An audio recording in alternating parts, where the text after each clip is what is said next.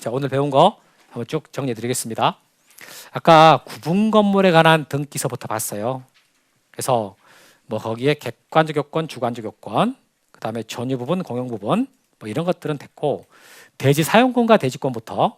그래서 대지 사용권이라는 것은 전유 부분을 소유하기 위해서 대지에 대한 가지는 권리, 이게 대지 사용권이고, 그때 전유 부분과 대지 사용권의 분리처분을 금지하는 권리, 그러니까 전유 부분과 분리처분이 금지되는 대지 사용권, 이것을 대지권이라고 한다. 그래서 대지권을 이해하실 때는 전유 부분하고 대지 사용권, 즉 토지를 하나처럼 묶어놓은 권리다라고 이해하면 좋습니다.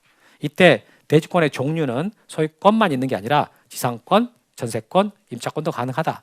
이것을 반값 아파트라고 했습니다. 아까 토지 임대부 분양 아파트 검색해 봤어요? 아, 검색해 봐야지 또 잊어버렸죠. 원래 그렇습니다. 그럼 이제 대지권이라는 권리가 나오게 됐어. 그럼 대지권이라는 권리가 왜 나왔냐? 그만큼 말했잖아요.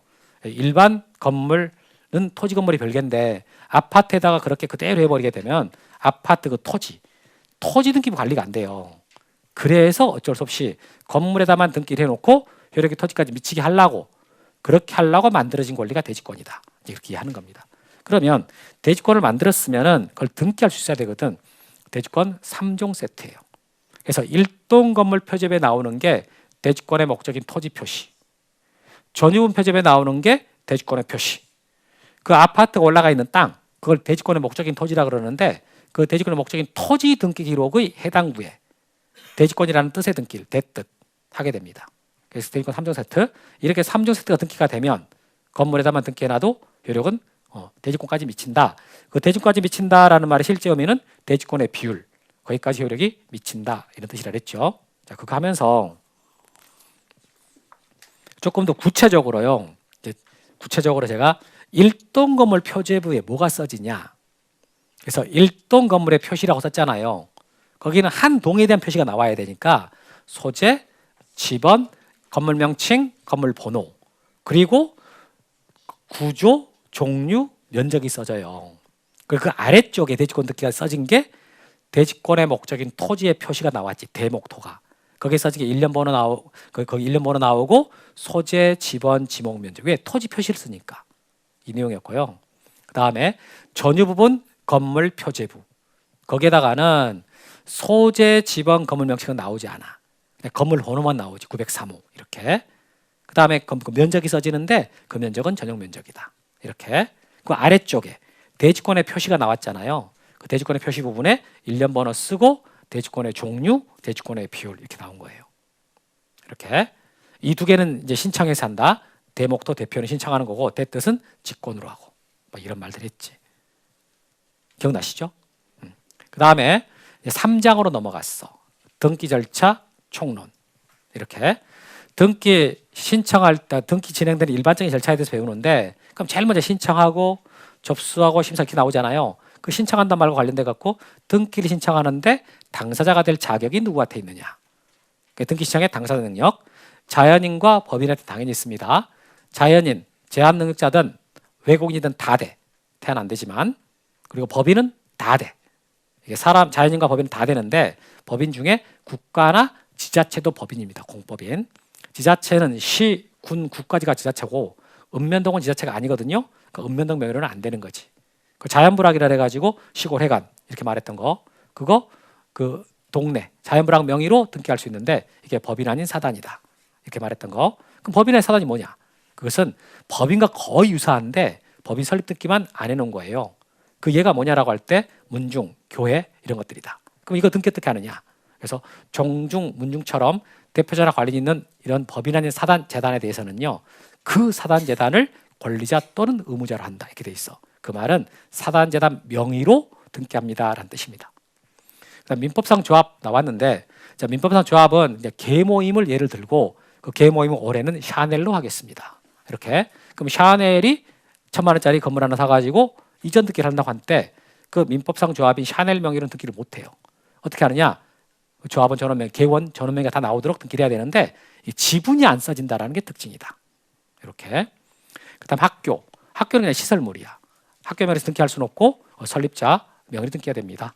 이런 거 봤습니다. 그 다음에 있는 거 이제 등기 이 등기를 신청할 때 여러 가지 유형이 나오잖아요. 그래서 등기는 당사자 신청 또는 관공 촉탁으로 한다.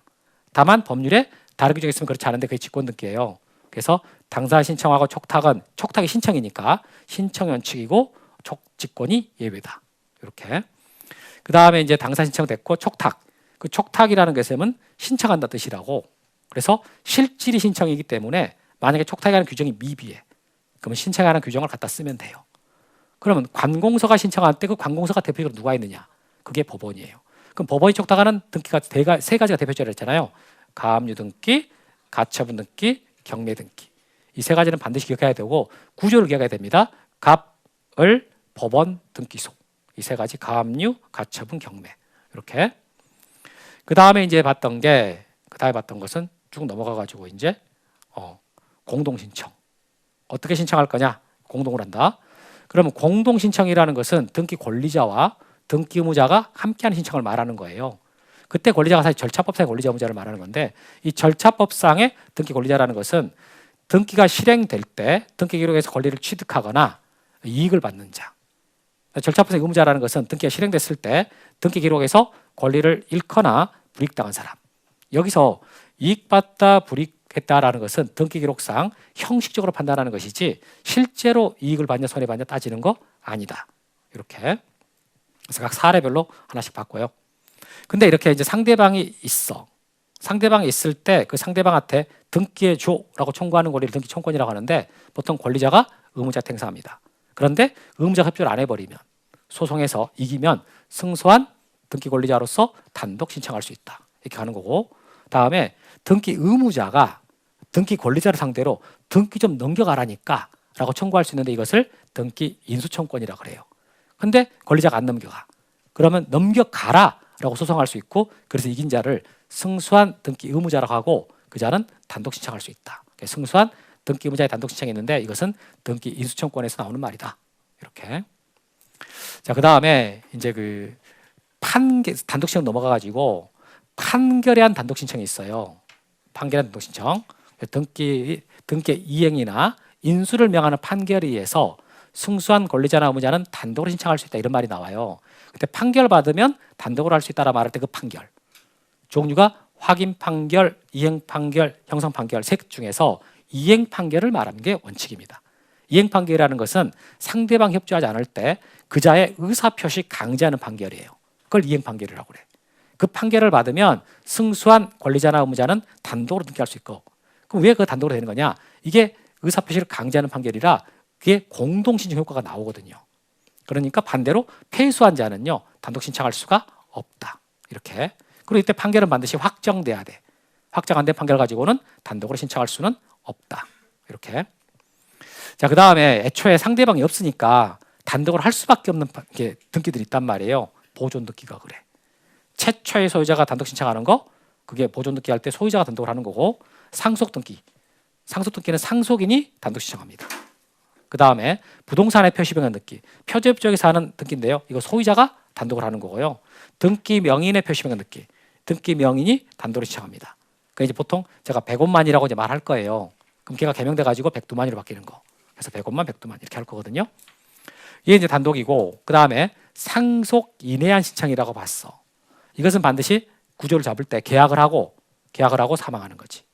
그러면 그게 계약의 상속인 사망한 자의 상속인한테 계약 효력이 승계가 되고 그자가 등기해달라고 신청한단 말이에요.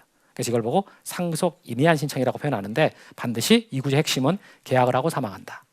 그리고 이 구조에서 맨날 시험에 나오는 것은 그때 상속인 명에 등기를 하지 않고 직접 상대방한테 이전된다. 이게 핵심입니다. 자, 이렇게 공동이든 단독이든 상속 인해한 신청이든 간에 이것들은 직접 하는 거거든요. 직접 하는 거지만 이런 등기들은 싹 다 대리인이 신청할 수 있습니다. 그때 대리인 자격에 대해서 이게 방문 신청할 때는 변호사나 법무사 자격증 필요 없거든요. 그러나 전자 신청할 때는 변호사나 법무사인 자격자 대리인만이 대리할 수가 있다. 여기까지 배우신 거예요. 가끔 여러분들 중에 이것을 PPT로 띄워달라고 그러던데 지금 제가 쭉 읊을 때 이게 PPT로 띄우게 되면은요 이게 정리가 되는 게 아니라 하나하나 짚으면서 오히려 이게요 시간이 엄청 걸려버려가지고 정리 개념이 별로 실효성이 없습니다. 그리고 이것을 그 프린트로 좀 달라 그러던데 책에 다 있어요. 책을 지금 다 말해드리는 거잖아요. 그럼 프린트가 무슨 의미가 있어? 그래서 수업 잘 듣고 그러니까 영상 보신 분들이 보통 견의를 해요. 근데 그것은 그 마지막에 쭉 정리하는 거의 최고 장점은요. 짧은 시간 안에 그날 배운 것을 한번 쫙 스크린하는 게 목적이거든요. 그래서 그 목적을 잃지 않게 그래서 뭐 PPT를 띄운다거나 자료를 드린다거나 그러지는 않겠습니다. 자, 오늘 여기까지 하고 다음 주에 뵙겠습니다. 네, 수고하셨습니다.